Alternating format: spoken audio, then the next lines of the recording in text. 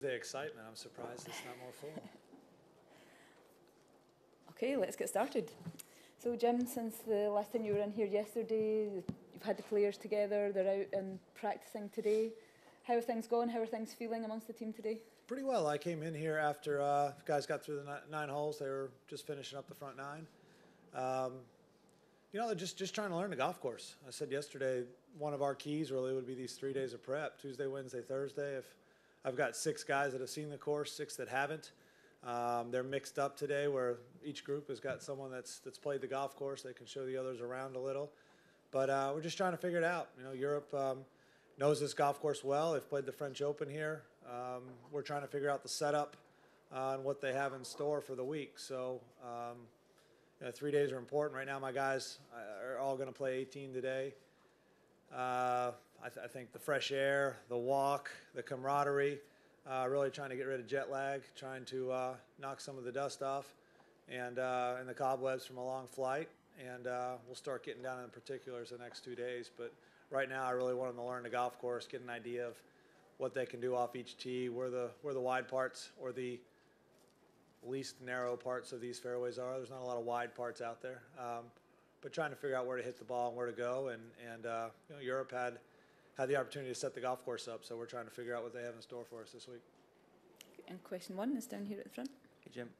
Phil and Tiger have made no secret of the fact that their relationship now is much better than it used to be. How much has that helped the overall team dynamic that you guys have had both 2 years ago and this year? It definitely doesn't hurt, but both Phil and Tiger have been really involved in our team atmosphere, have been leaders in our team room.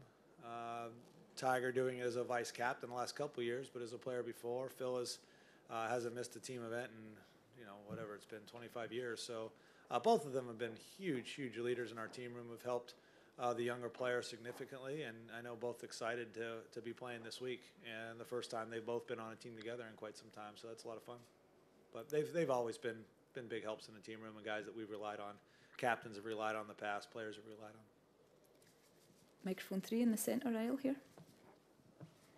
Jim, can you talk specifically about Phil's leadership and what he actually brings to the team room? I mean, he's never really served in that role, but it seems like he's always kind of been a default leader.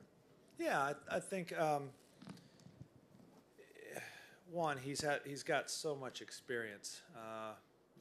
He hasn't missed a team since, help me, maybe 95, where he's been on every Ryder Cup, every President's Cup team. He's seen the inner workings of the team room, the captains. I think, one, Phil, and he's always trying to find a way to poke fun, trying to mess with someone. He's telling a story. Sometimes you're not sure if they're true or not. Sometimes there's little bits and pieces in each of those.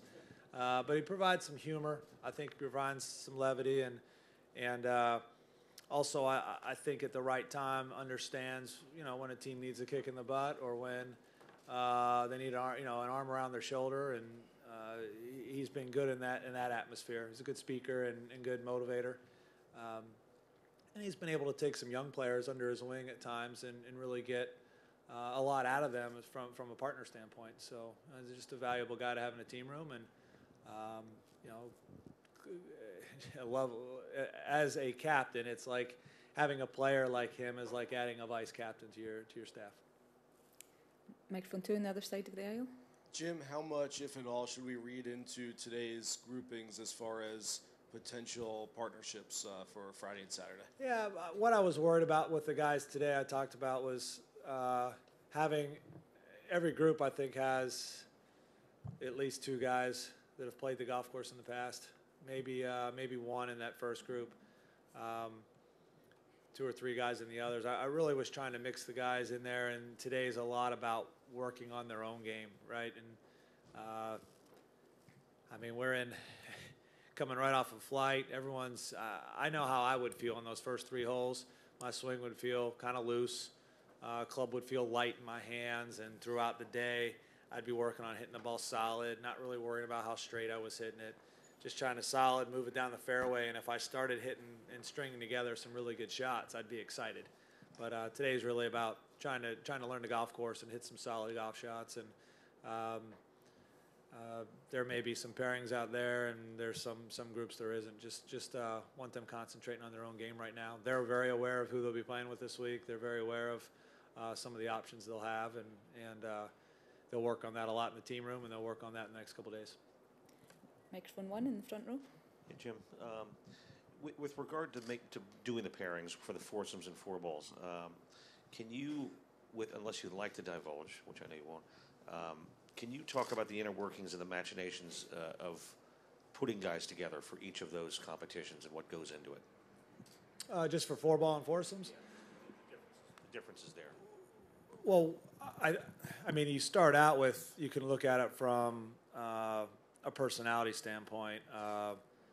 You can look at it from a technical or data standpoint. I think that, again, changes per golf course. I mean, how we may have paired guys together at Hazeltine, because it's a significantly different golf course, a much longer, a much more open golf course, versus here being not nearly as long, a much tighter golf course.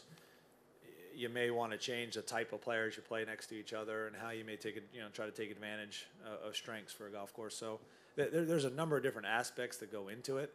And I think looking at Le Golf National versus Hazeltine, it's just significantly a different golf course. So I looked at it from a little bit different perspective this time. But really, it has a lot to do with games that match up well, personalities that match up well, and really kind of get an idea of everyone's comfort level, right? You want them out there really excited about the folks they're playing with and excited about their pairing, and that could be for a number of different reasons. Mic 4 on the aisle again here. Hey, Jim. I wonder if you could just, what did Jamaica Tigers win the other day? And not that you necessarily needed it, but did it give the team a boost coming over? It surely doesn't hurt. I think everyone was excited to see Strick as well. I mean, Strick's a popular guy in the team room as well, and being our captain last year and a vice captain this year, we had 2 TVs on in the team room and kind of cheered them both on, which was fun. It's a nice boost for the team. I think for Tiger in general, it was cool. I think the arms up in the air on 18, and it looked like that's going to be a cover on maybe about 100 magazines this week. You could tell it was significant for him, and I also know how important this event is to all 12 guys and to Tiger as well. And he was able to get to the team room.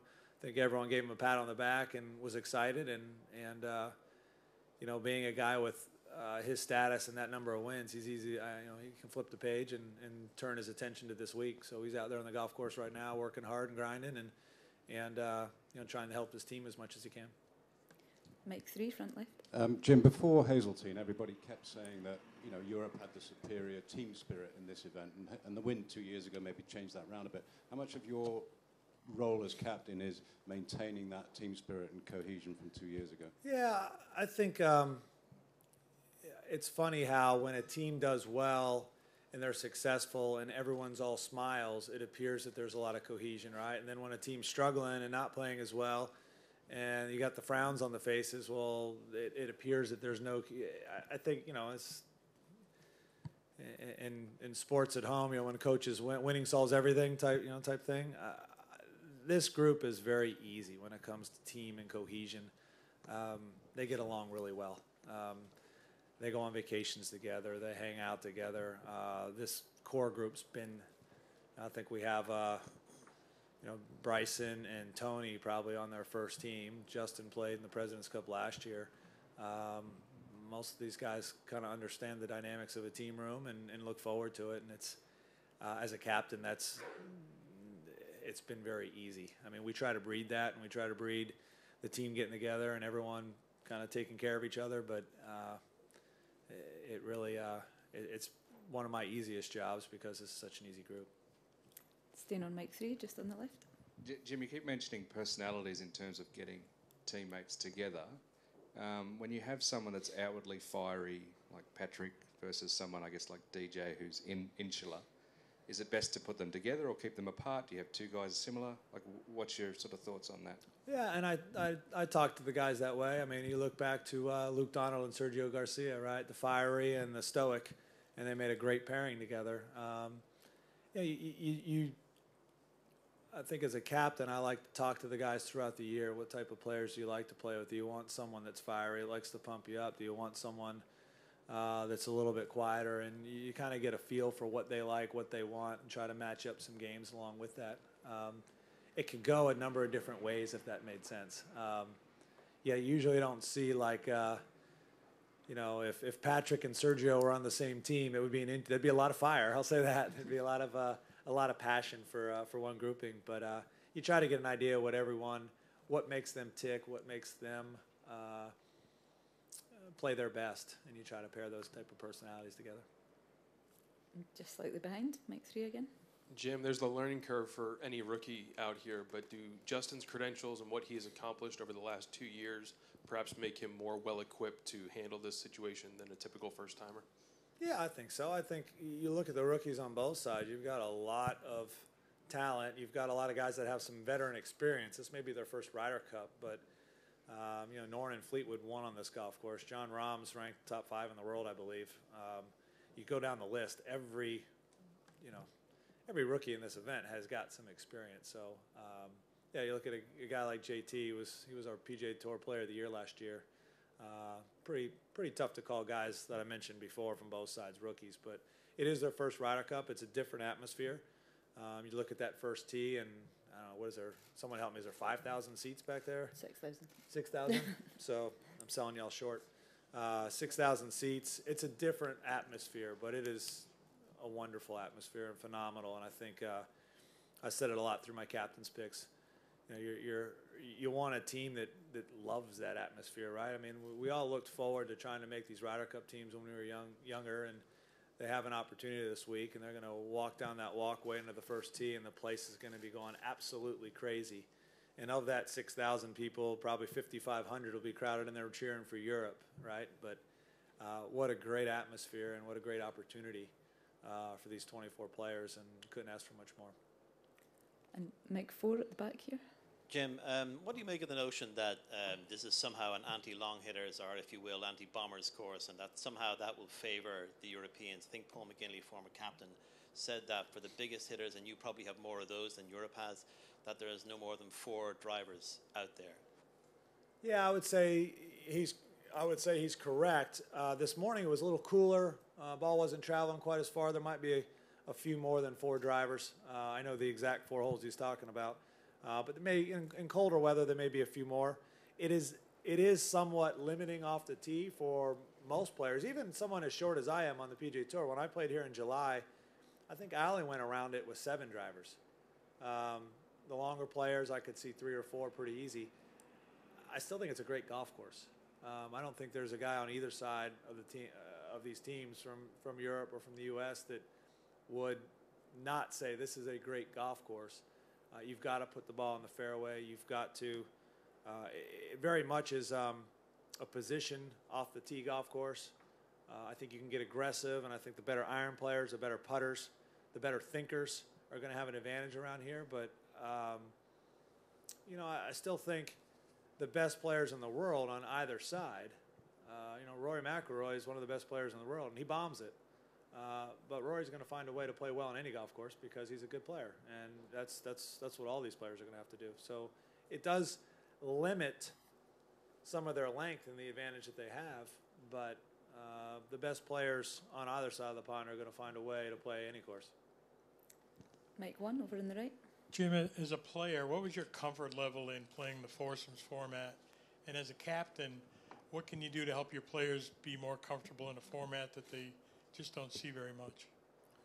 You know, it's interesting. As a player myself, I love the format. I always, when asked by my captain, I always wanted to play the foursomes. And I was, even if you're going to play me 2 sessions and that's it, and I want give me the foursomes because I love it. I think it favored my style of game. A consistent ball striker, a guy that gets the ball in the fairway. It puts a lot of pressure on your game. I enjoyed it. I enjoyed the team atmosphere of it and working with my partner.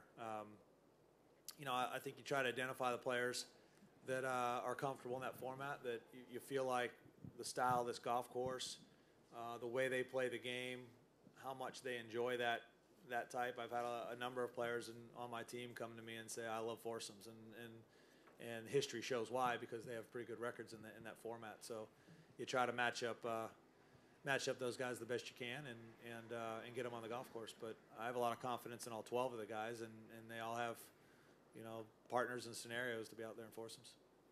Mike, one again in the front row. Jim is a pretty low-key, stoic guy yourself. Can you describe what some of your feelings have been on the first tee at Ryder Cups and how different of a dynamic that is? And obviously, with I know you just addressed, how large this gallery is going to be here. When you go into Augusta or wherever else, you're kind of there on your own. But you're kind of, what I'm saying? How much of a different dynamic is it? With that atmosphere at the first tee here. Tell you, the one thing I'd say about Augusta, I remember hitting my first tee shot ever at Augusta in the Masters, and Byron Nelson was on the tee. And the crowd wasn't obviously that giant, but the fact that Byron Nelson was there sure made me nervous. I don't know why. He's such a gentleman, but one of the best ever. The Ryder Cup first tee, there's nothing like it. I mean, it is an unbelievable experience. I still remember my first shot, who I was playing with, what club I hit. I remember everything about that first shot in my very first Ryder Cup in '97. There's a mixture of both nerves and excitement. I mean, just so wired and jacked up. I hit the 3-wood at Valderrama so far. It might be the longest 3-wood to this day. I outdrove everyone in my group by 20 yards, and I was by far the shortest guy in the group, but I was just so jacked up and flushed it. And the guys are going to go through a lot of those emotions. But I can't think of a better atmosphere and more fun. And as far as like personal versus team, I don't really think that changes the nervous part of it. They're going out there in a team format. You've got support, you've got your partner.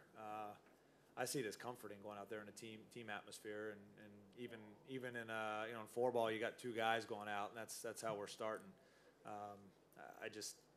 I love it. I mean, I look up there and I see the fans chant and they're singing songs and give us a wave. Place is going absolutely, bananas, and it's an atmosphere that I always just loved. And yeah, the club feels light, and sometimes you don't remember the swing very well because you were nervous. But that's the spot that every one of these guys on both sides wants to be in. I can't remember. It's Tom Lehman. We were playing Per Ulrich, and. Had it. It was Per Ulrich, and I was just thinking about it. Lehman, Per Ulrich, might have been Jesper, actually. Yeah, I remember everything about the shot. I cut the ball and I ripped the draw down the middle, and I mean it went forever. It went absolutely. I hit like 3 less clubs into that green than I had all week. I think I flipped a wedge in there. I was shocked. So. Mike 3. Jim Thomas was just in here, and he said that he's about 85% through his process of thinking of pairings. I'm curious where you are on that spectrum, and if there's anything 86 over the next 3 days that could change your thinking. Yeah, I think coming in here, we both were going to have a plan of exactly what we wanted to try to do. There's always going to be a reaction, what you're seeing on the golf course, what you're feeling, options to branch off of. But I've got a really good idea of what I'd like to do for day 1, and maybe not quite as exact on day 2, but have some options to branch off and work some different pairings. So, I still want to see get some reaction from the players the next couple of nights. What do you think of the golf course? Talk to me now that you've seen it, now that you've been around it. What do you feel? What do you think of your partners? They've got some options as well, and they'll tighten things up for me. They'll fill in the gaps and tighten the holes up for me. Mike 4, just behind there. Jim, what did you see in Tiger today from an energy level standpoint 2 days after his win? Seemed pretty good. I actually followed them for about 3 holes today. I had 3 groups out there. I watched each for about 2 or 3 holes.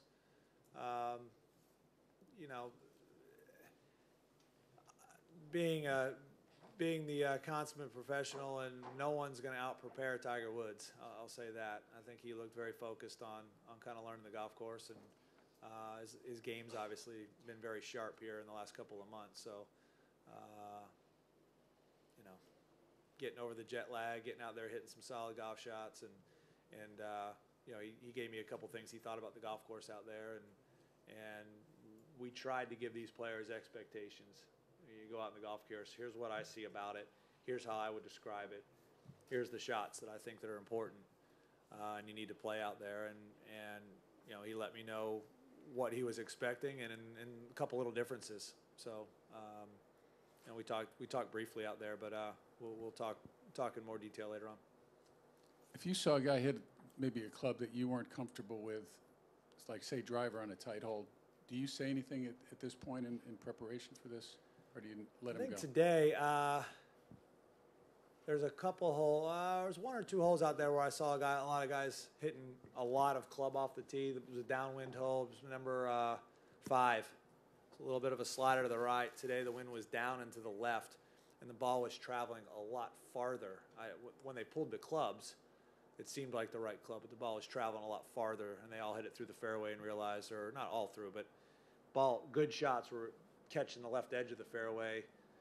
Shots were traveling farther, some in the left rough, and they were, you know, they realized, you know, it's too much club. You get out there, you kind of mark a spot in the fairway. I'm going to hit it here tomorrow, and they're ready to go. So they figure that out. If someone were to turn to me and say, how far do I hit it off this tee? In my head, I have a pretty good idea on every hole. You know, 265 would be perfect, but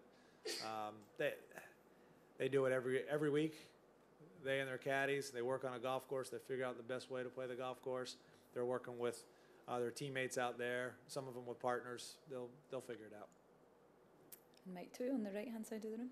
Yeah, Jim, over the past 4 years, as you've been making the transition from player to captain, was there a point early on where it was hard personally to kind of come to grips with the fact that you weren't going to play in this event again, even though you were still going to be a huge part of it? I got to ease in. So my first stint as an assistant captain was at the President's Cup in 15. It was a team that I had qualified for, and suffered an injury, was trying to get ready, and about a week before we left, I had to call Jay Haas and say, I can't get ready. I'm not going to be able to get ready. I can't go.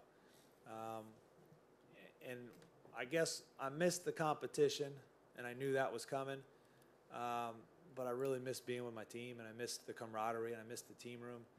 And Jay offered me a spot. The tour approved having an extra vice captain over there because I had made the team. And so the guys kind of eased me in, taught me a little bit about that side of things, and I really had a good time. And more fun than that, I got paired a lot at that time with Bubba, who I didn't know that well at the time, and JB Holmes. And JB took my spot on the team. And so it was like it was a great connection between the two of us, that I could help him with everything.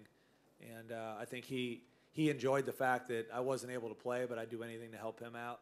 Got to know Bubba a lot better, and I just really enjoyed the process. I enjoyed being out there and helping the team, and it was a ultra tight. It came down to the last match, basically, and to see the guys do well and ultimately win was exciting for me, and it was healing for me. I was so disappointed that I couldn't play because I had earned that spot, yet I was able to kind of help and be there, and it was just a great way to kind of ease into being an assistant captain or vice captain. Didn't feel like I had a lot of pressure on me because, you know, the captains had been named, and Davis and Jay and Freddie and Strick kind of took me under their wing and showed me what they'd been doing all these years. So it was just a good way to learn, and to help out a good friend to help out Davis at Hazeltine was an honor to get that call. And you know, time goes on. It would have been fun to. I had an opportunity. I think I was about 14th in points at Hazeltine. I had an opportunity to maybe make that team, and wasn't able to play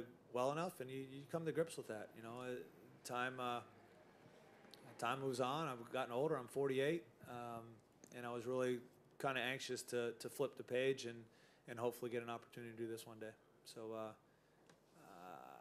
I really enjoy it. I enjoy it keeps me young. It keeps me out here with some younger players, and it keeps those relationships really strong, which has been a lot of fun for me.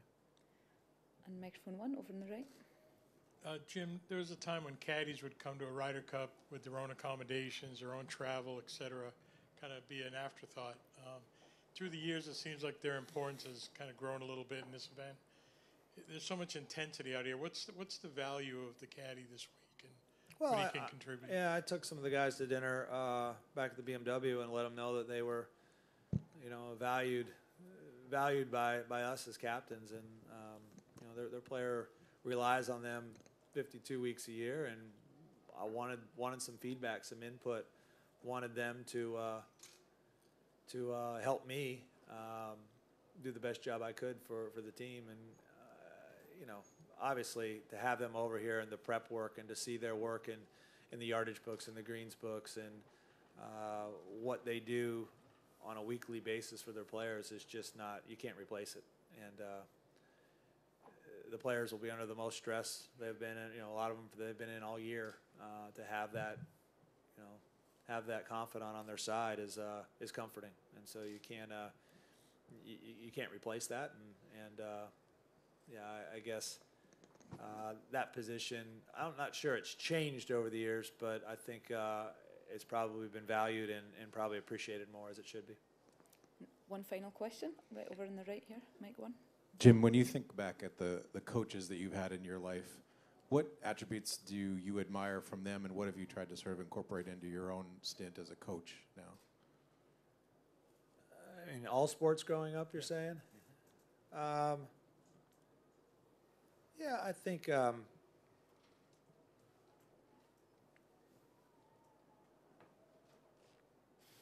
a good question. How would I answer that? I mean, my dad was my coach in golf for my whole life, and so I guess I take a lot from we have a close-knit family, so I take a lot from the way my father taught me and in the game of golf. When I look at all the coaches I had growing up and the ones, you're always going to have your favorites versus, probably the ones that played me the most were my favorites. But,